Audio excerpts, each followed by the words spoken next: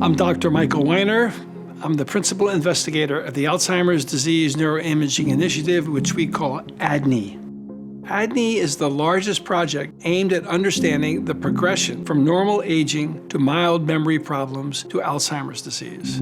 The study's goals are to improve how doctors diagnose and treat a patient with Alzheimer's disease and to provide data to researchers around the world. ADNI shares our data with researchers without delay, which means faster advances to improve our understanding of the disease, and our open data sharing has resulted in more than 5,000 publications. Our data has helped in the development of the first FDA-approved treatment for Alzheimer's, and with your help, we can have an even bigger impact. The study involves more than 2,400 participants who are recruited at approximately 65 sites throughout the United States and Canada. The participants include completely normal, healthy people, patients with mild cognitive impairment, and patients with dementia due to Alzheimer's disease. What we want to show you in this video are the various steps that occur as the participant goes through the Alzheimer's Disease Neuroimaging, or ADNI, project. I'm participating in the study myself as a healthy volunteer participant because I want to assure you that it's an enjoyable project to be involved with and that the risks are extremely low. When a participant becomes part of this study, there are a series of steps or procedures which they would undergo. The first, and you could argue the most important, is the consenting process. In the consenting process, the participant is explained the study fully. They're told everything that's going to be done and how long things will take. They're explained all of the various risks. The risks are not very serious, but there are some minor risks associated. They're explained the benefits, and then in the end, the participant has to sign what we call informed consent, which permits the scientist to do these procedures. Once we have informed consent, then the participant is asked a wide variety of questions. Some relate to simple things like age and gender and family history of Alzheimer's disease. Others might involve daily activities or questions about memory, various functions, questions about mood. Are you happy? Are you sad? Are you depressed? In other words, we want to have a complete picture of each individual and what their capabilities are and what their past history is and what their education has been, for example. Then we draw blood because we use blood tests for a wide variety of measurements. Another thing we get here at ADNI is we get genetic information. We take your DNA from the blood, we analyze it, and measure the various genes. And the purpose of this is to see to what extent genetic risk participates in the development of Alzheimer's disease. The next step, which is optional in this study, is the lumbar puncture. The purpose of the lumbar puncture is to obtain information on the chemicals that are surrounding the brain, because there's a layer of fluid that surrounds the brain, and this fluid has chemicals in it which relate to Alzheimer's disease. The only way we can obtain these chemicals is by doing a lumbar puncture in which a needle is inserted and draws out cerebrospinal fluid. I've had one of these lumbar punctures, and it's not really very bad. There's a little kind of a pinprick when they put in the Novocaine back under the skin, and after that you don't really feel anything. I'm always a little surprised when they tell me it's over because I didn't realize that they'd even done it. We do MRI scans and PET scans of the brain to measure changes that occur in the brain during the progression from normal aging to Alzheimer's disease. MRI means magnetic resonance imaging. So the imaging is an image of the brain. The magnetic is the fact that the MRI machine consists of a very big magnet. The beauty of MRI is that it's completely non-invasive, does not use X-rays, does not use anything that is hazardous in any way. It's completely safe, but it is a scanner. That is, you go into the scan room after you've been screened for metal, they lie you down on this table, which is reasonably comfortable with a pillow, and then after you're properly positioned, you go inside the magnet and you lie there for a while. I usually go to sleep at that point, but if you're really claustrophobic, this may not be for you, and you may not qualify for this. The procedure is not that long for this study. It usually takes about an hour, and the time goes by quickly, and by then they pull you out and you're done.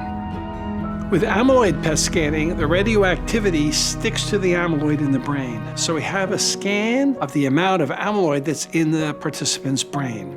Participants will have the option to learn the results from this amyloid PET scan if they would like, and a clinician will explain what that means.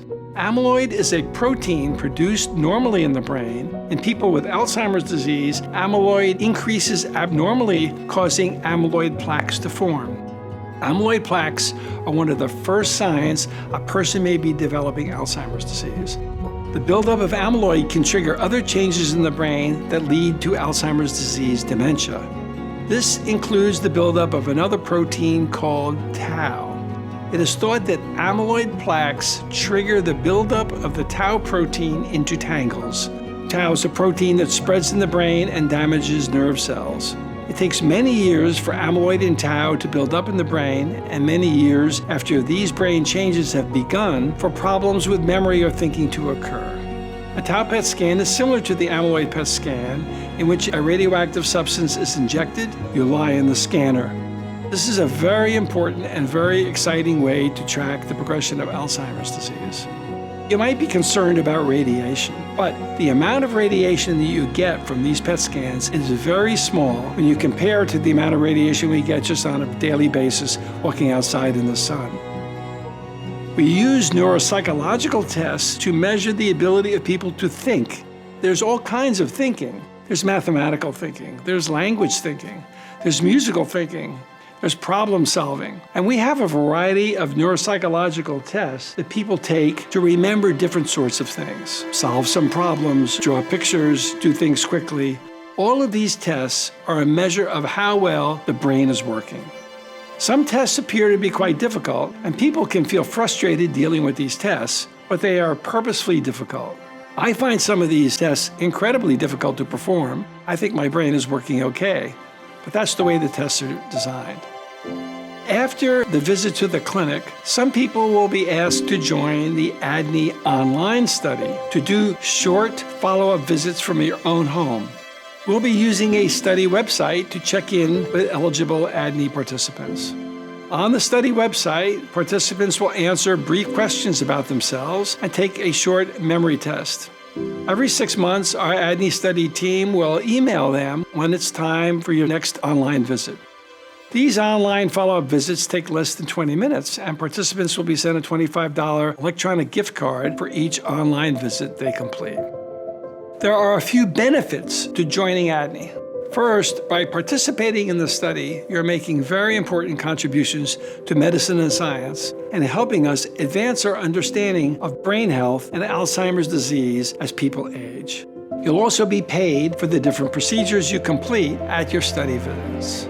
You will have the option to learn the results from your amyloid PET scan if you like, and the clinician will explain what that means, especially concerning your future risk for developing problems.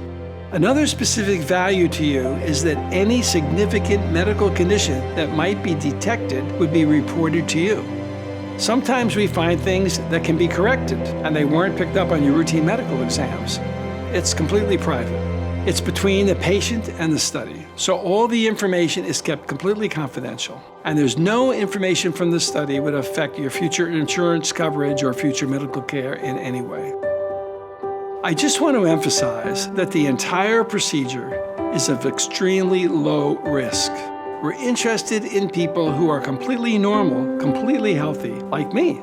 People who have mild memory problems, or what's called mild cognitive impairment, and people who have dementia due to Alzheimer's disease. So we want the entire range of people over the age of 55 to be considered in this study.